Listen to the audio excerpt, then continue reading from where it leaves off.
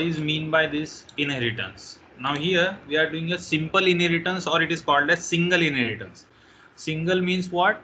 We are having only one base class and one derived class. That's why it is called as single inheritance or simple inheritance. Okay. Now here we can see that we are defining a base class having the name discover. Okay. It is having name discover. Into this discover class, we are defining some properties in public access. Okay, that is a variable cc. Okay, the constructor discover and a function esize. Okay,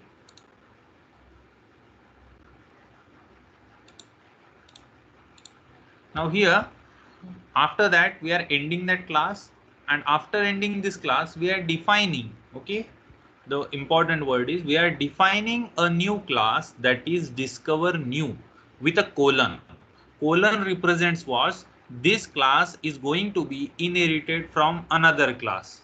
Okay, this class is going to be inherited from another class with the access modifier of public. Means the inheritance will be done in the public access. So whatever the variables or properties we can say of the base class are publicly accessible to this discover new class. Now in this discover new class, we are only writing a constructor with assigning a value cc, that is 125, to the object of this class, and we are not writing anything. Okay, we are not writing anything in the esize function like structure in the derived class. So what it means, this class can access the function or the properties of this class. This class means discover class. You can see that here we are not defining any variable and function.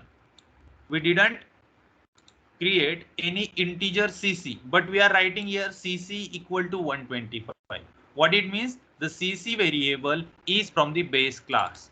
Okay, now this value is assigned and we are calling this function esize by using the object of new class, that is discover new. Still we are not getting any error, even though we have not write anything function in the discover new class. Still we are not getting any error. The reason is that this class is inherited from a class. So the properties of base class, super class, or parent class. Okay, what is this class? Super comma base comma parent. These are the name for this class: super, base, and parent. Okay, now what we can call this class? Subclass, derived class, or child class. Okay, the sequence of name is important, because when we are calling it as super, we'll call it as sub. It is not like that we are calling it super and derived.